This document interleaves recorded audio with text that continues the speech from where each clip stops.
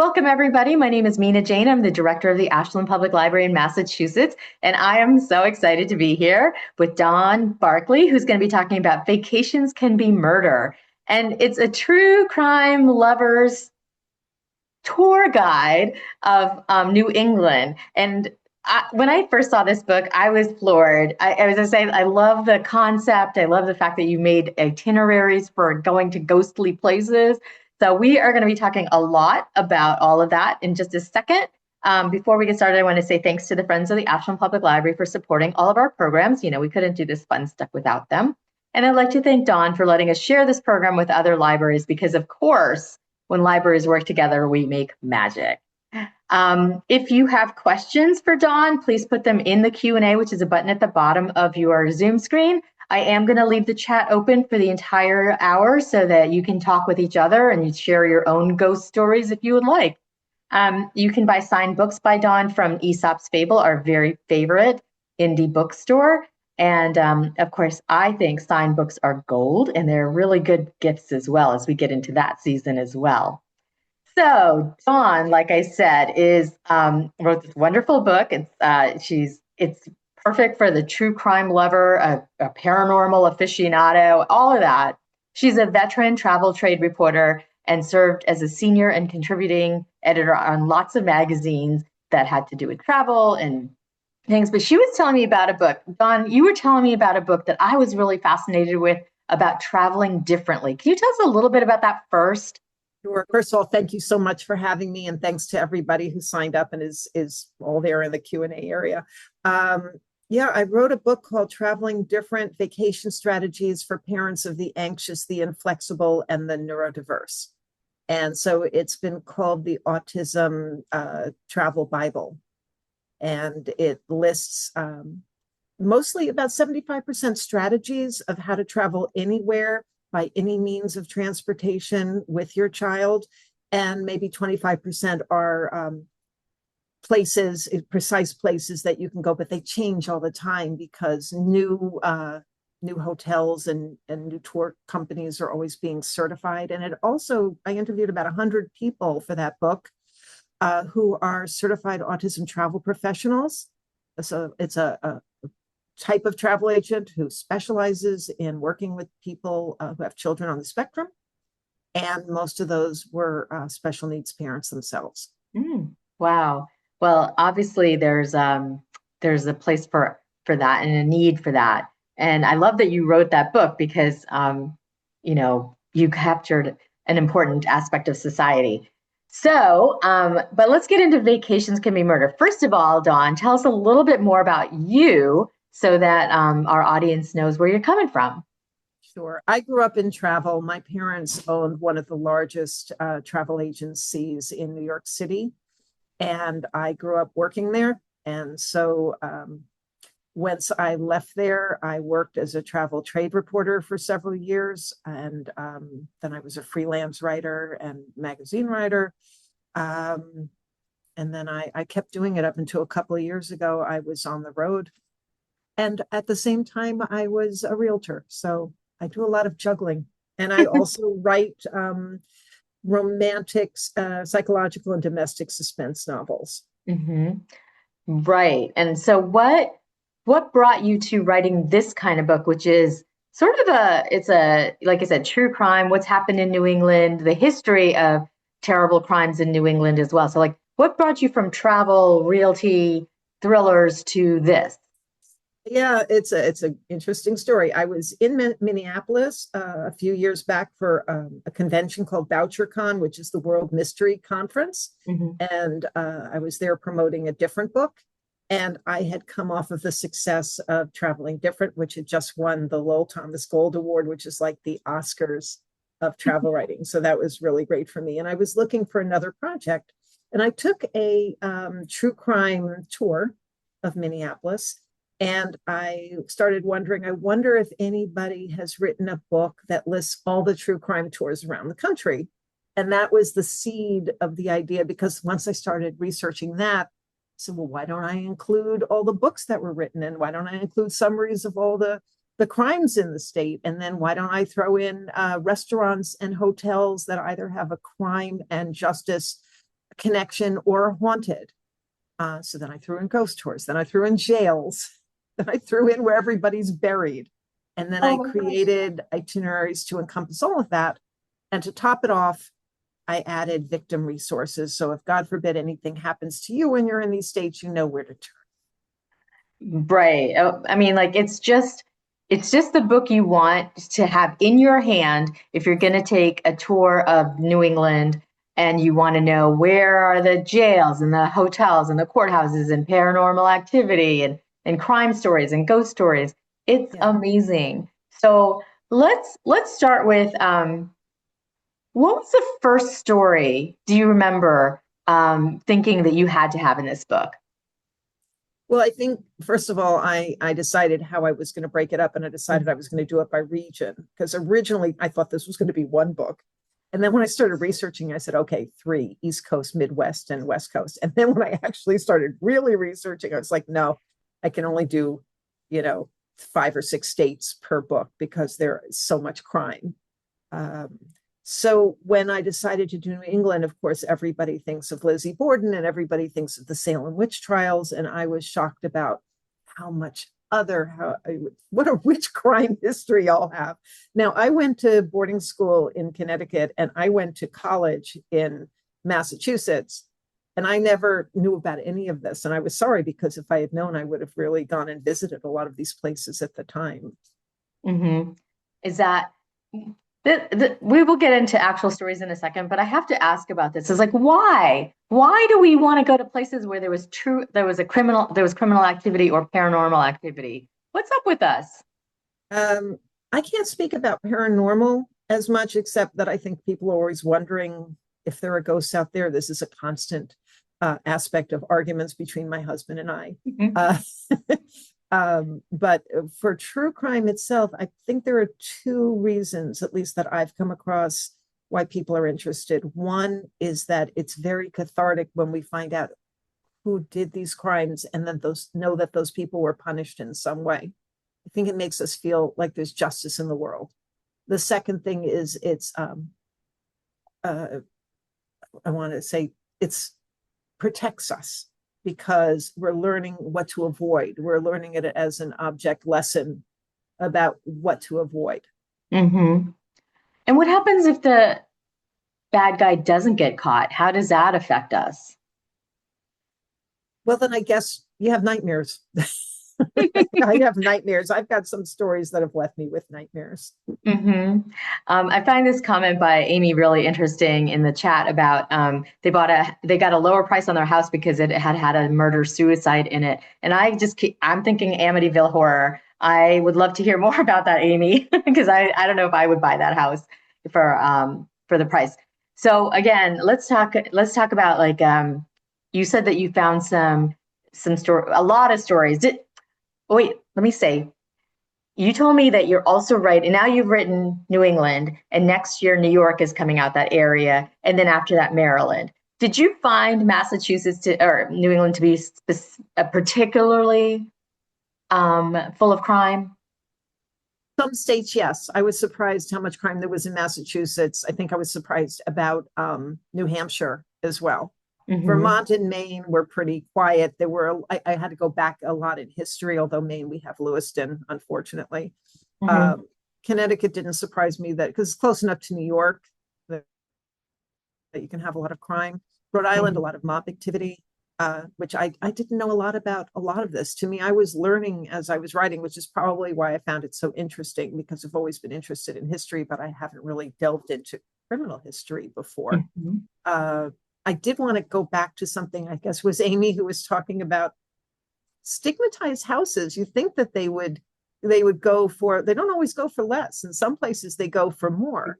And what I did in this book is I won't give you the actual street address of a private house.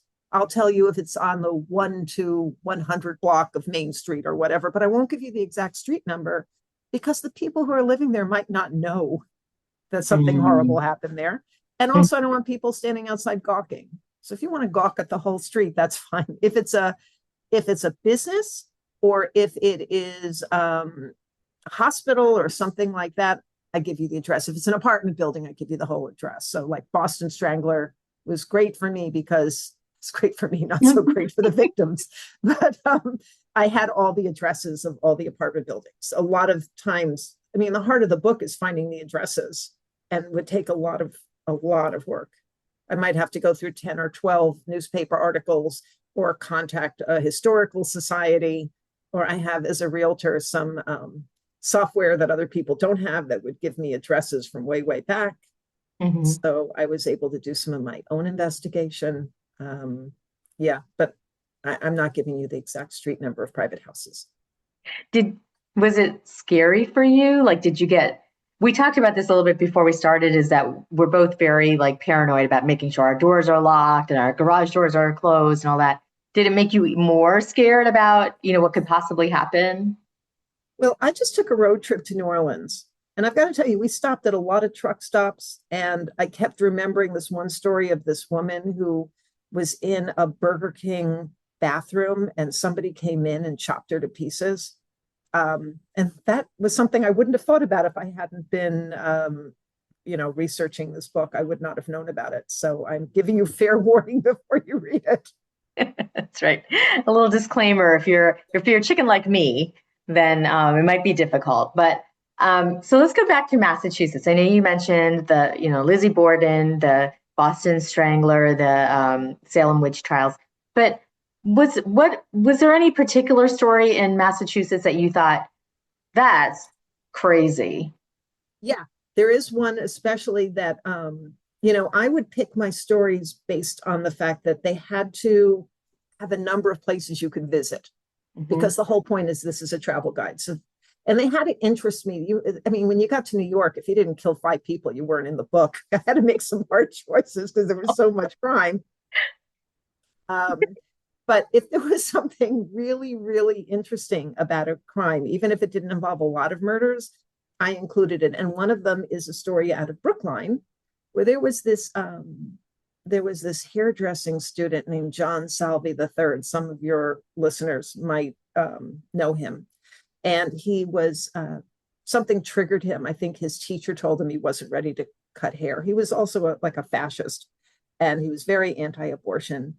And he was triggered, and he traveled down to Brookline with a gun, and he shot up a couple of Planned Parenthood centers, and then went on to Virginia, where they caught him.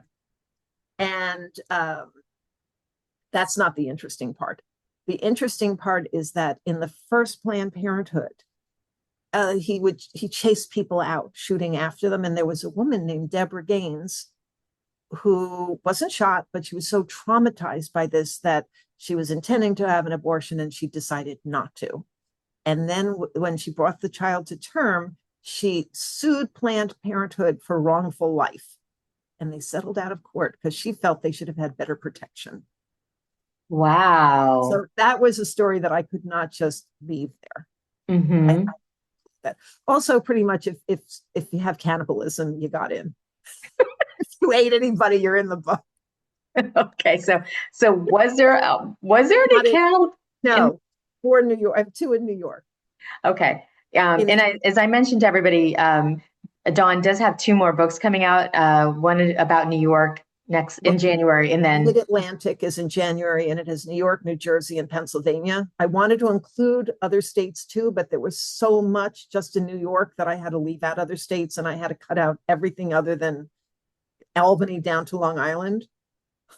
you know, I mean, Buffalo and Rochester, plenty of crime, not in this book. Maybe it'll be in the blog. Then I'm working now on Capital Region, which is Delaware, Maryland, DC, Virginia, and West Virginia. And then I'll be moving on to the Deep South hmm before I move west.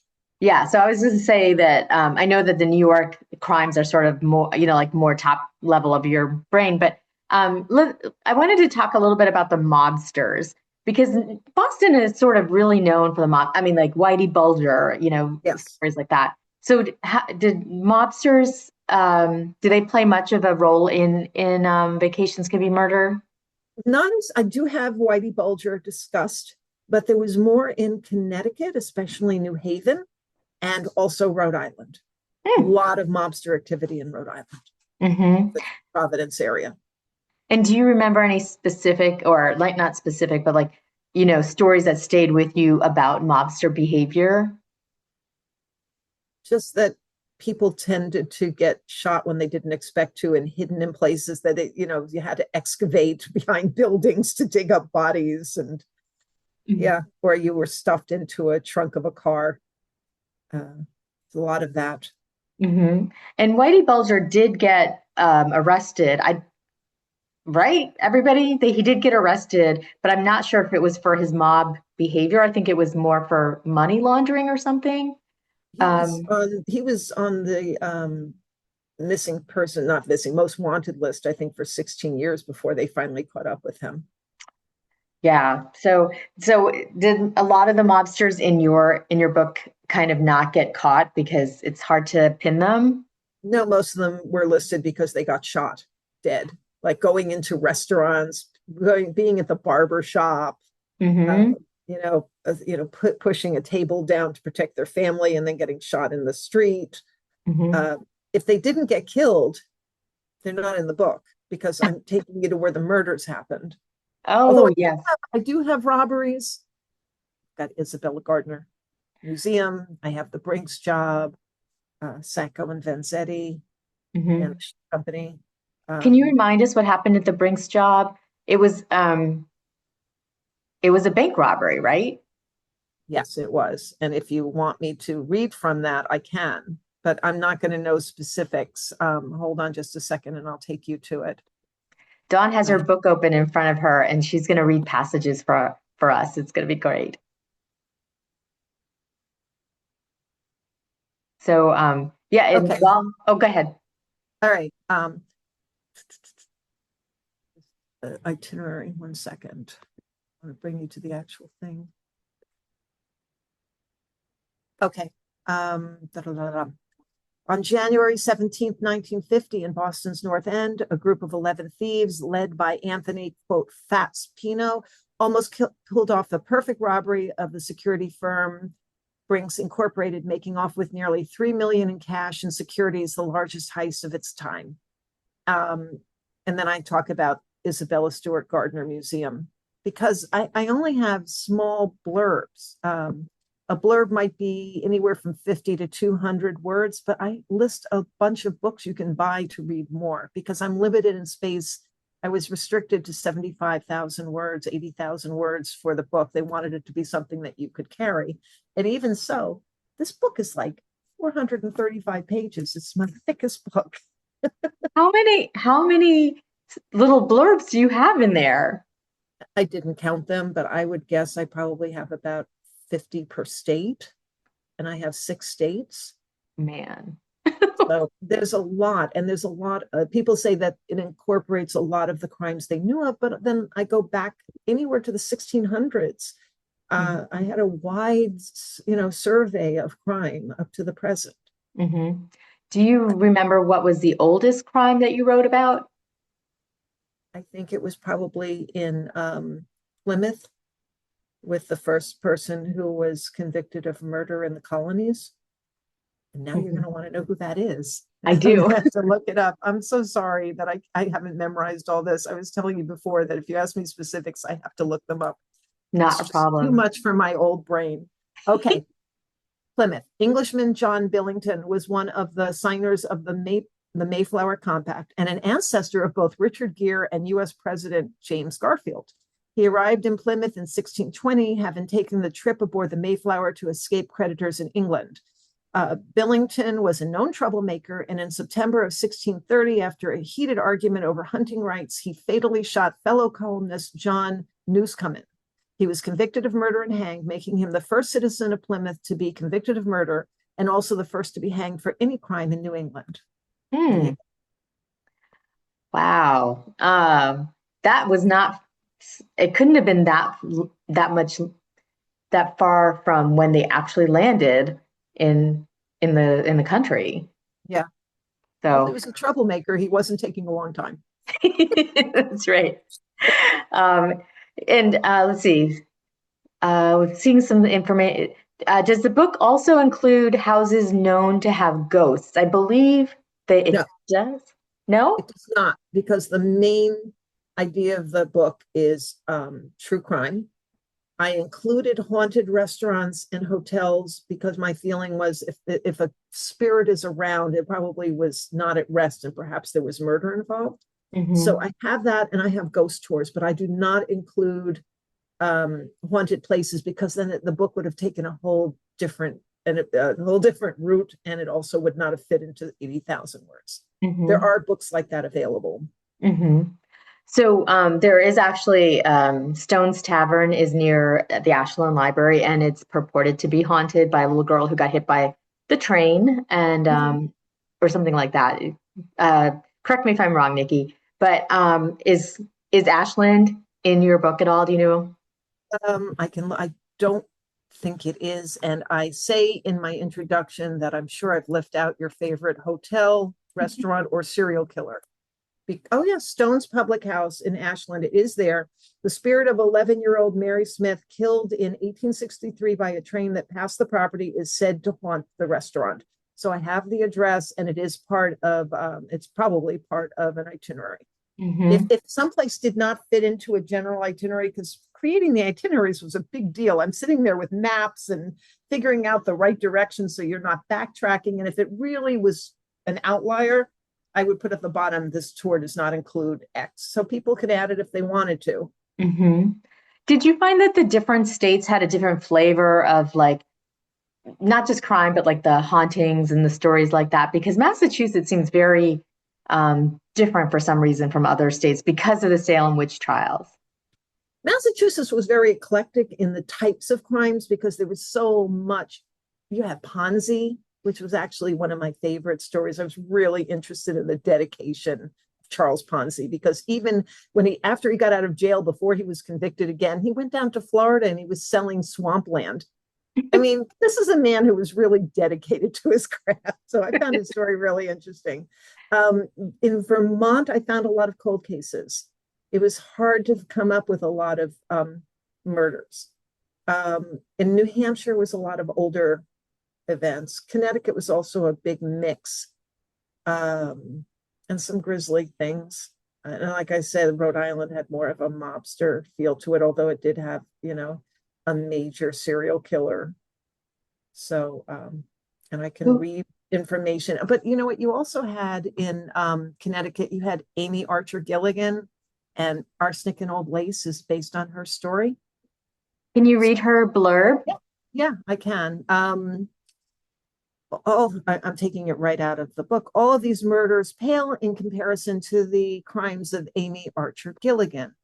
While she was charged with 5 deaths, although tried for only one, she may have killed as many as 100. Archer Gilligan ran the Archer Home for elderly people and chronic invalids in the Hartford suburb of Windsor, where countless older residents were bilked out of money and then poisoned with arsenic, including the murderer's own husbands. Why leave them out?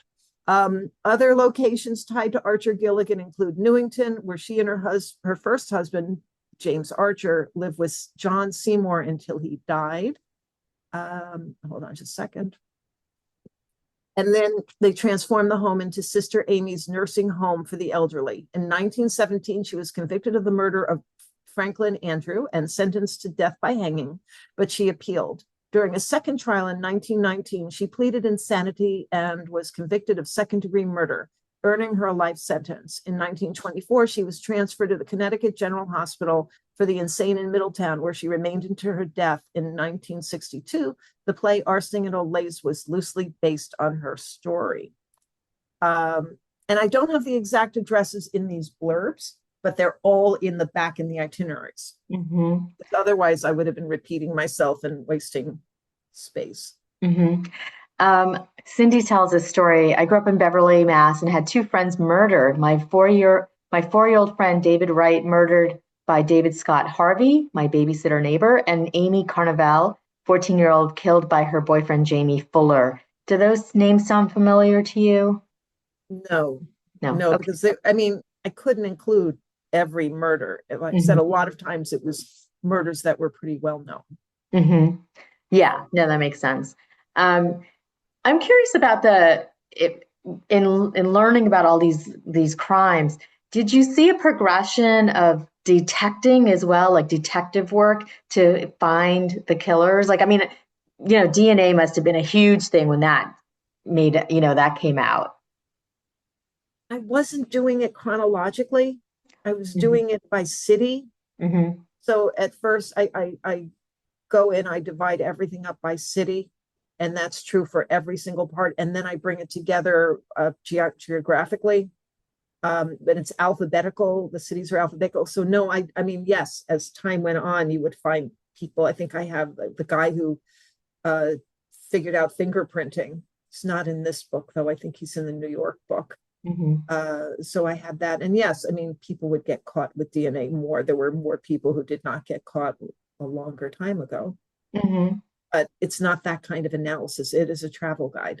Right. Oh, I was just thinking that DNA was all this is just an aside, but like I always thought it was like more of a like a, if they catch the guy, then they can prove that he did it, but they can't use DNA as the thing that brings them in. Um, but Well, the like I mean, Boston Strangler, I have something about the Boston Strangler where they ended up 40 years later figuring out that they could take the DNA from his nephew and compare it to the DNA of one of the victims. And then I think they exhumed him and did some tests, and then they proved definitively that Sal DeSalvo was the Boston Strangler. mhm. It's just fascinating to me how the people do such terrible things and then and do get caught for the most part, hopefully. But did when you were looking at crimes and they had to be murders, right? Like they No, they could no be other things too. They could be robberies. They could be con jobs like Ponzi. Ponzi. Hmm. For the most parts, they were murders. But I just looked at, and there were school shootings, there were mass shootings. In Pennsylvania, there's a lot of mass shootings and a lot of anti-Semitic shootings. Mm. And that's what struck me, which was ironic considering it's a Quaker state. Hmm. Yeah. Um, yeah, so that was surprising to me. And again, cannibalism, you're in. So I've heard a couple yes, times. I have the Isabella Stewart Gardner heist. I do. Would you mind reading the blurb for that? Yeah, I wouldn't mind. I'll find it for you. Because she has like 300 stories in here, so I'm sure if we get to like 5 or 10, you'll still have a lot to read.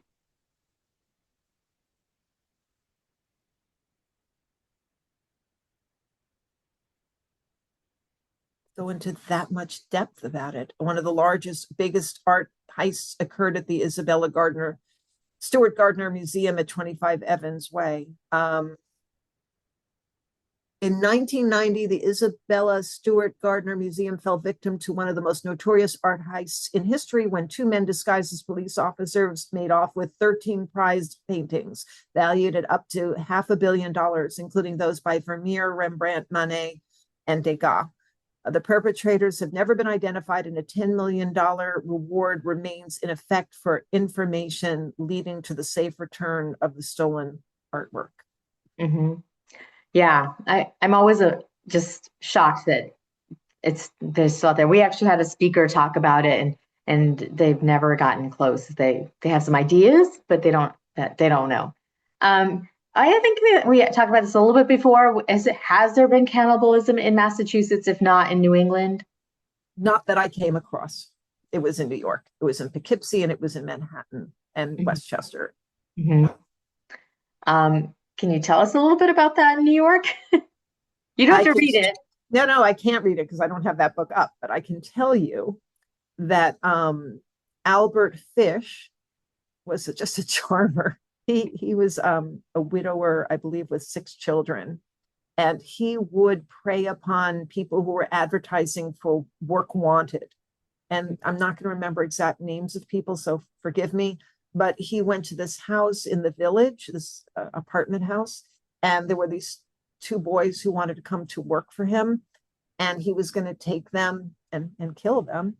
Um, and I should add that this guy was a sadomasochist, and he had his children hit him with paddles that had nails on them. I mean, he was really into pain, and he was into, and I explain why in the book, because he was left in an orphanage for a temporary time where the kids did these things, and he had gotten sexual pleasure out of it, and that's what got him started off. In any case, when he was at this home with these two boys, he took a liking to their younger 10-year-old sister, and he asked the parents if he could take the girl to a birthday party, and they said yes, and they never saw her again. He took her to an abandoned house in Irvington, which is a city in Westchester, and he killed her and ate her. And there's a question about whether he sexually assaulted her. But then 6 years later, he wrote the whole thing in a letter and sent it to the mother, explaining everything he had done. And apparently he had done similar things all over the country, primarily in Black neighborhoods, because he felt that there would be less policing and less people looking for the children there. And he ended up, it's a really interesting story how he got caught, which I'm going to let you buy the book to read. And it'll be out in January. It's up for pre-order now. Excellent. Although that's horrifying. Nikki asks, can we hear a little bit more about your research methods? Like, how do you find your prospects, and do you go to the sites to do additional research? I do not really go to the sites. If I happen to be in town, like when I was in Pennsylvania, I went to the Eastern State Penitentiary, which was a really interesting, if you're in Pennsylvania, in Philly, you should go there, and you should also go to the Mutter Museum, which is medical oddities. It's a really cool museum too. But I do all my research online, ancestry.com, newspapers.com. I read books. When I can't find the information I want, I contact historical libraries and historical societies, and they've been super helpful.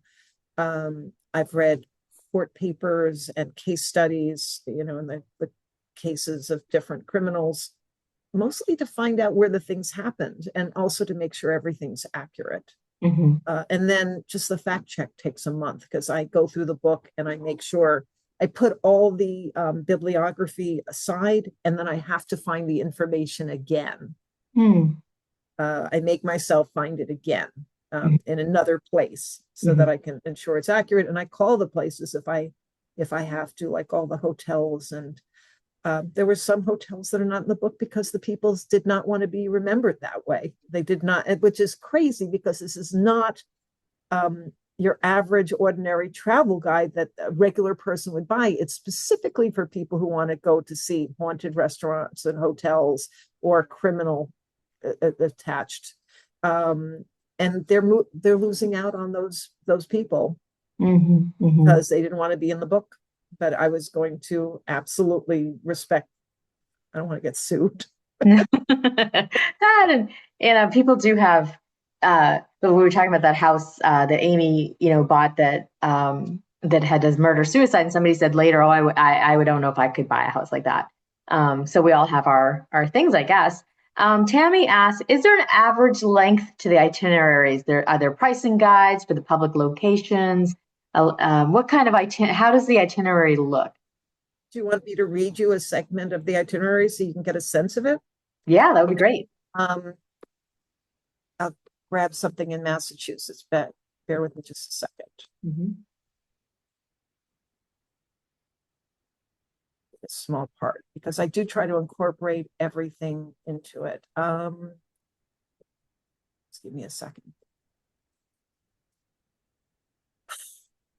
There's a lot of cemeteries. Okay. We do have a lot of cemeteries in Massachusetts. Yeah, well, I only include the cemeteries where somebody's buried, either somebody who was a perpetrator or someone who was a victim. And that's really so you can pay your respects to the victims. Okay, so itinerary, a true crime tour heading south to Boston. This itinerary is divided into 4 parts. The road south to Boston, Boston proper, some of the smaller neighborhoods within Boston, and then the Boston suburbs. Each requires no backtracking. You may wish to combine these tours or break them up with the suggested hotel stays. Okay, so the first part starts, and again, I'm only briefly mentioning what happened there because it's explained earlier. Here's where I'm really going into the addresses. The first part of the tour begins in Lawrence, where in 1974, Willie Horton murdered gas station attendant Joseph Fournier. at a Marston Street mobile station. Boston Strangler victim Mary Ann Brown's body was found in an apartment at 319 Park Street, and he murdered Joanne Marie Graff at the apartments at 54 Essex Street. Next, drive southeast to Andover, where Fournier was buried at Sacred Heart Cemetery at 80 Corbett Street. Also in Andover, Philip Chisholm's teacher and victim, Colleen Ritzer, is buried at the Spring Grove Cemetery at 124 Abbott Street. Drive further southeast to Danvers, formerly Salem Village, where young girls accusing women of witchcraft ignited the hysteria that led to the Salem witch trials. This is also where Philip Chisholm attended Danvers High School at 60 Cabot Road, where he murdered Colleen Ritzer.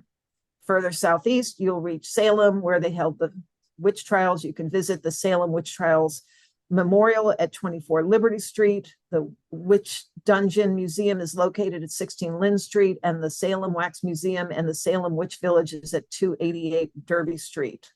Marie Evelina, or Evelyn Corbin, was murdered by the Boston Strangler in her apartment at 224 Lafayette Street, and you can pay respects at her gravesite at the St. Mary's Cemetery, 226 North Street. Hungry? Dine with the rumored ghost at either Rockefeller's at 231 Essex Street or Turner Seafood at Lyceum Hall, located at 43 Church Street. And then I talk about walking tours that are ghost tours and things like that. The two restaurants are mentioned because they're haunted, supposedly haunted. And that should give you where I took from a number of different crimes that happened to be at the same location and put them together so you can see everything all at once. Mm-hmm. That is really amazing. The question, one part of the question was whether prices there for hotels and things, but no, I don't include prices because they change all the time. I give you all the contact information, and I do encourage you to contact them because some places close. Even while I was doing my research, these books are written over the course of 6 months to a year. And then from the time they get, and I'm doing the final proof, it's a year later, and some places had closed and I had to take them out. So you really want to call and do your due diligence before you head on the road to make sure everything is open. Mm-hmm. Wow, that's a really interesting road trip. Michelle asks about the Tewksbury State Hospital, which has amazing tours. Is that in your book? Let me see. I think the Medfield State Hospital also either has tours or is purported to be haunted. Don't have Tewksbury. If it's just a place with tours, is it criminal tours? Is it a criminal tour, Michelle? No, because it's a state hospital. No, then it wouldn't have anything to do with me unless somebody I was writing about was in there being treated there, or was, for the criminally insane, and I had a story about it. That's what it's really focused on what I'm writing about. Right. I mean, there are, lots of state hospitals, and they are all, so many are purported to be haunted because of all the terrible things that happen there. So right, that's, but I'm not writing about haunted locations. I'm just hotels and restaurants that happen to be haunted and ghost tours, but I don't go further because it would be a much larger book. And it's already 400 pages, people. Read it. Yeah, it's focused about where the true crimes happened and the things around them. So I would be lying if I said that paranormal is the primary focus of this. But there are people who want to go to paranormal restaurants. They're here. The hotels are here if they are in places where, the crimes happened. Or if they were on the, en route. And yeah. Well, Michelle says that the Tewksbury is an active hospital, but definitely haunted. And I do want to say that Medfield, which is pretty close to Ashland, has a hospital, and it is so incredibly haunted, I think. But they're trying to turn it into an art studio, like an art pool, like colony type of thing. And I'm like, that seems, I don't know if I would go. Said if they didn't have a connection to a crime, I'm not including it, but there are plenty of books out there of haunted locations that people can buy. I mean, you have to focus. Yeah, absolutely. I'm sorry, I went off on that tangent a little bit. Nikki asks, while you were doing your research, did you find more of the cases were solved or unsolved?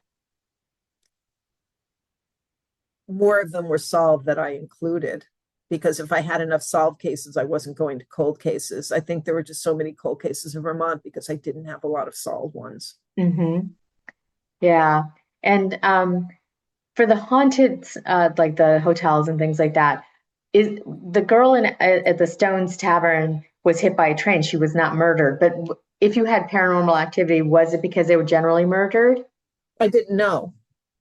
A lot of them were accidents, but I felt like if I was including haunted hotels and restaurants, I was including them because they were in the same town as I was already covering. Hmm.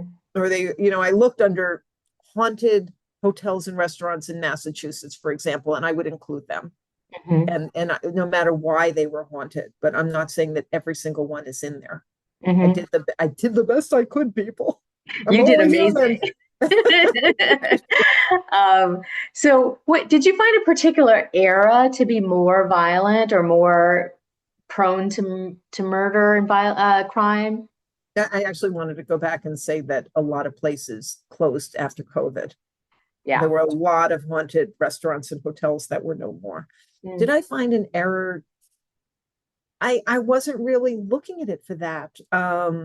I would say that I have more contemporary, there's more stuff in the 1900s and 2000s than I had way back, but I have a fair number of 18th and 17th century activity. I really tried to have it be a good mix. And the reviews have indicated that people liked the fact that there were things they knew and there were things they didn't know. Hmm. Not to like have anybody lose their supper, but other than cannibalism, was there any particular story that was you were like, oh, that's Yeah, disgusting, that's gory? this guy in Rhode Island, there are a couple of them. Um, there was one actually, because I'm a realtor, I'm going to read it because it had a connection to being a landlord. And then I'll go to the one in Rhode Island if I have, if you still want me to. Hmm. In Reading, Connecticut. Talk about a landlord from hell. When Jeffrey Kent Ferguson had rent issues with three of his tenants who lived in his Reading rental house, he tossed their belongings onto the lawn, except for $3,000 worth of their items, which he kept for himself. When they pressed charges, he shot all three tenants and two of their friends on April 18th, 1995, before setting the house and the tenants on fire. One tenant, Scott Auerbach, survived and fingered Ferguson for the crime. He was convicted to life in prison without the possibility of parole and committed suicide in 2003 after spending nearly 5 years behind bars. Um, then there's this. This was interesting. In Maine, in Newry, Maine, Christian Charles Nielsen rented a room for several months at the Black Bear Bed and Breakfast and worked as a cook at the Sudbury Inn in Bethel. On September 1st, 2006, he murdered James Whitehurst, age 50, of Batesville, Arkansas, who had been receiving free lodging in exchange for handyman services. Nielsen later described Whitehurst as, quote, objectionable. The next day, he burned the body, cut it in half, and dumped it in the woods in Upton. His Labor Day murder spree had just begun. To hide that crime and take over the property, on September 3rd, he shot and killed the B&B owner, Julie Bullard, 65, and the next day, Julie's daughter, Selby, age 30, and her friend, Cindy Beatson, age 43. He dismembered all three bodies using an axe, a hacksaw, and a chainsaw. He also killed three dogs. On the Sunday of that weekend, after killing four people, Nielsen showed up for work for his line cook shift as if nothing had happened. On Labor Day evening, he phoned his father and told him he was running the inn in Julie Bullard's absence. His father found this suspicious and called the police. They found Nielsen's handgun on the premises and he confessed to the killings. He gave no motive other than saying that murder was something he'd considered for years. However, there is speculation that Bullard and Whitehurst might have been trying to evict Nielsen for non-payment of rent. Bullard had actually decided to sell the B&B, finding it hard to make ends meet. It's one of the reasons she rented the room to Nielsen in the first place. There had been a for sale sign outside since February. It was later discovered that Nielsen suffered from schizoid personality disorder and a mild form of autism. Those who want to probe into Nielsen's past can check out various venues, blah, blah, blah, blah, blah. Hmm. So those are two. And then I mean, I have other gruesome stories, but I think a lot of what people have said about the book is that I'm not trying to be exploitative or to really dwell on the grisly parts. They're there, but I don't really try to capitalize on them. I try to give a travel guide. Yeah. What well, let's talk a little bit about motive. Like what were some of the motives that you read about for murder? Oh, wow. A lot of them I found people were just, a lot of the people who were murderers, yes, clearly examples of mental illness. They were abused as children. Almost all of them were sexually and physically abused as children and ignored. Their parents were drug addicts. It was just heart wrenching because while I'm pretty inured to a lot of the violence and I can read it and I sort of have a wall put up, if something happens to a dog or a cat or a child, I get very, very upset. And what's worse is when I have to check where they were buried, there's often a picture of the child on the site where I find where people were buried. And then I see the child that was killed at age 5, and that's very upsetting to me. Mm-hmm. But that's usually what did it. Is although you have these almost in every state, you have one or two people who decide they're angels of mercy, and they work in hospitals and they use drugs to bring people to the edge of death and then to save them, to be heroes, and then to let them die. Or some are trying to save them and they are not very good at it and they die. So I've got that in New Jersey. I've got a couple of them in Massachusetts.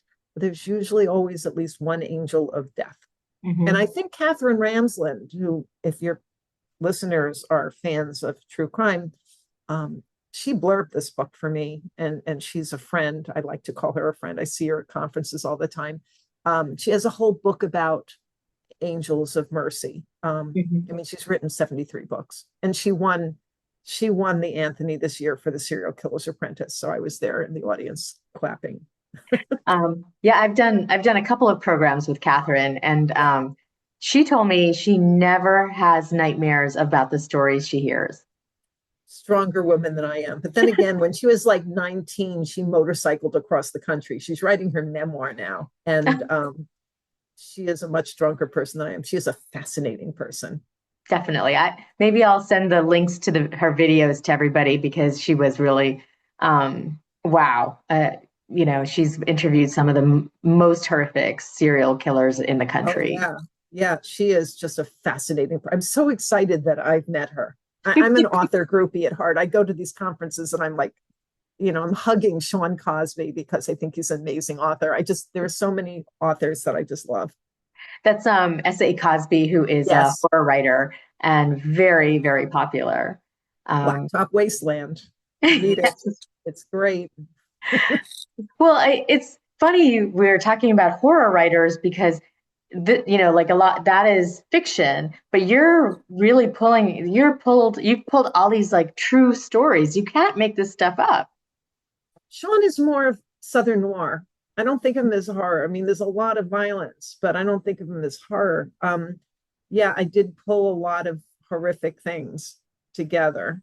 Mhm. There's not a lot of comedy. My novels usually have a ribbon of humor. There's nothing funny in these books. No, but you said like some of the there it's not just gore, it's not just violence. But so were there stories where somebody was killing people, but not in a violent, like super violent way, like poison or, Yeah, you absolutely had people who were poisoning other people. There's just such a variety. Not everybody was shooting. There's a Mhm. lot of poison. Mhm. Yeah, well, you talked about arsenic and old lace too. When you started this project, was the volume of examples shocking to you, or did you expect to be able to get so many books out of this? Like, No, I really thought it was going to be one volume. When I pitched it, it was one volume, and then it turned into three. And then I told my publisher it would have to be at least 10. I'm still not sure it's just going to be 10. I mean, California is going to get its own book. I'm thinking that I underestimated how much crime there is in the Midwest. And I grouped a lot of states together that I think are not going to work out, just like I had 5 states in mid-Atlantic that turned into 3. Mm-hmm.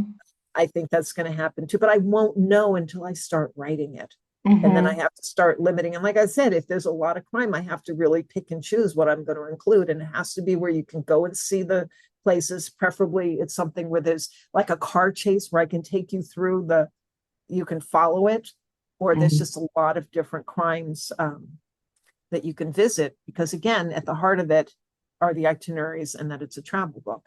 Mm-hmm. Did you find there were any patterns in terms of men committing crimes versus women? I think it was pretty equal. I don't know if you think this, but women tend to be a little bit more cruel and devious. At least they are in fiction. There were plenty of women that were horrible, horrible people, but most of the serial killers were men.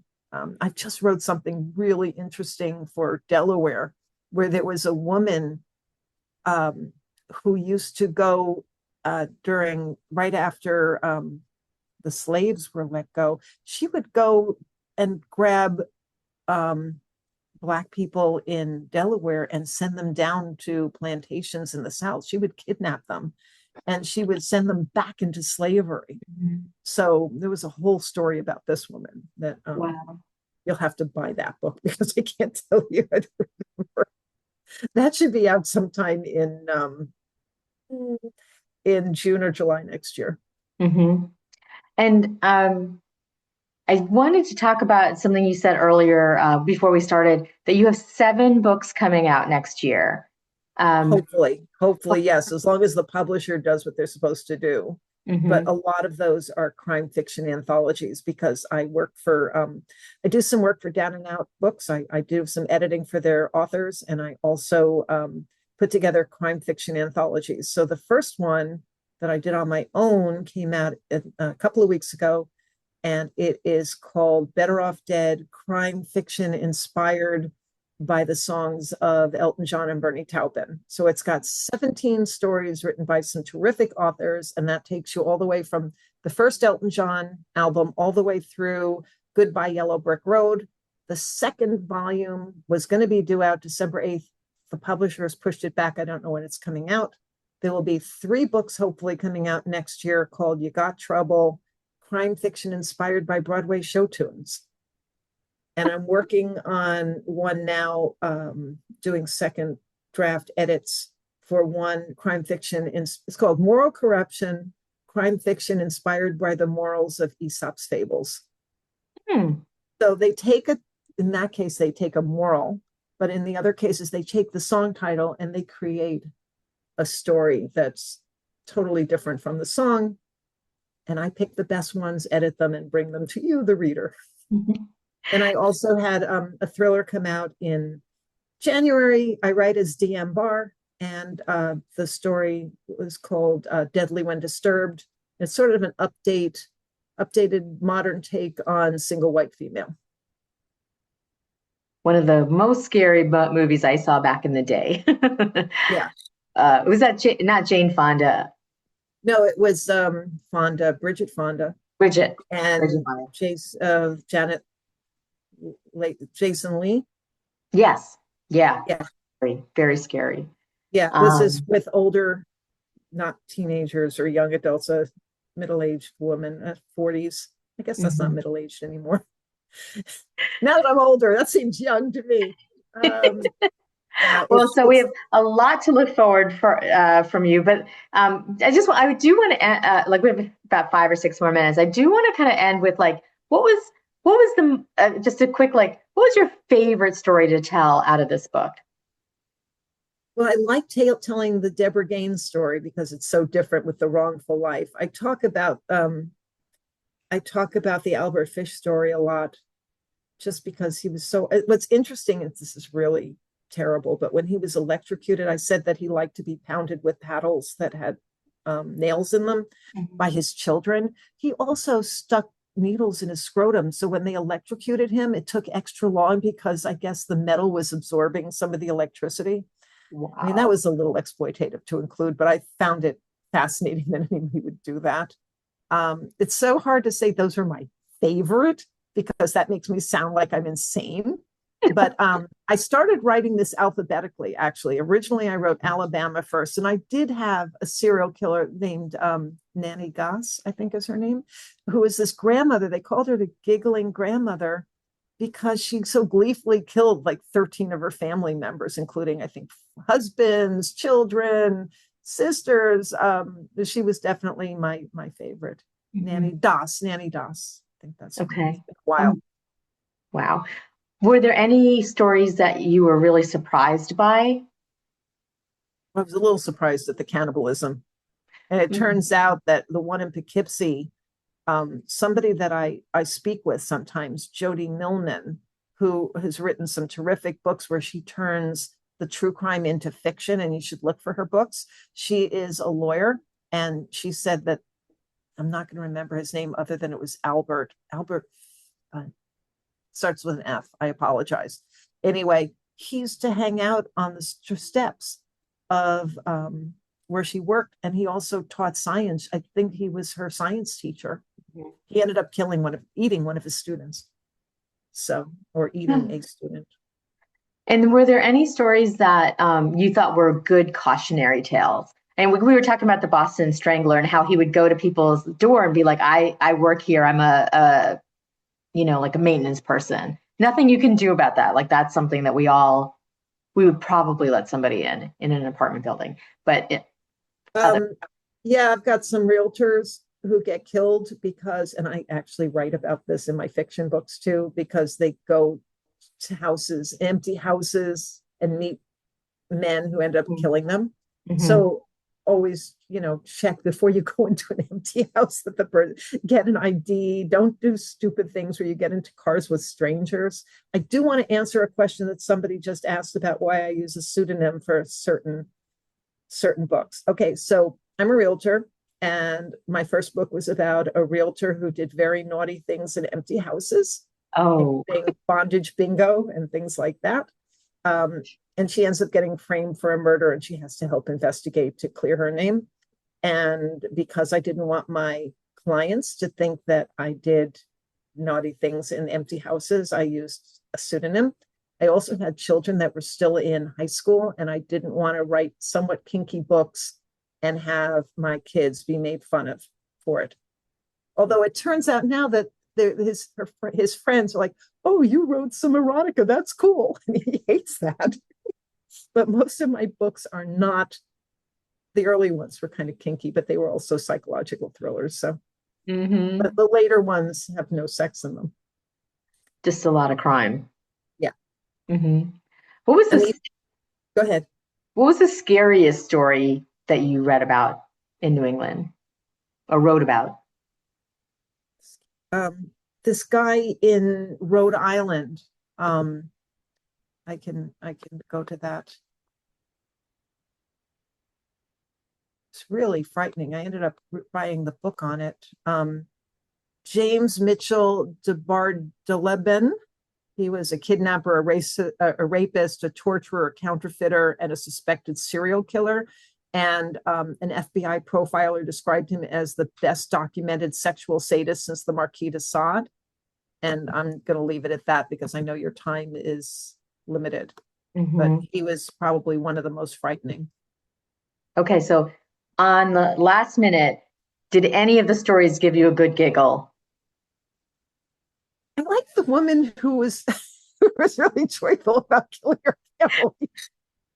Because let's face it, we all sometimes think about killing our families. I'm saying that as a joke. Do not call the police. I'm not. No, no, no. You're right, though. Like sometimes, but she wasn't like frustrated or whatever. She was just, It's fun. yeah. What the hell?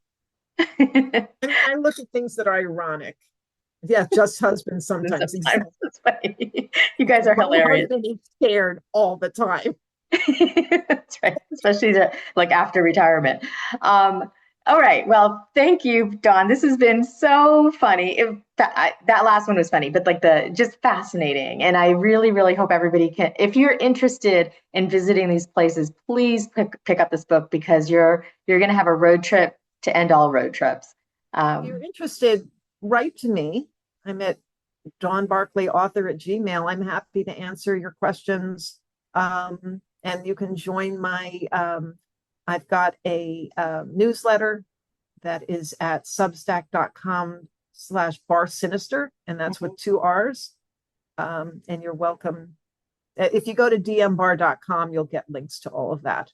Okay, well, I will include all of that information, or at least your website, in Yeah, my recap email so that people can contact you as if they would like to a follow-up question or anything. But yeah, Dawn, thank you so great. much. This is I'm not gonna have nightmares because we ended on a good note, sort of.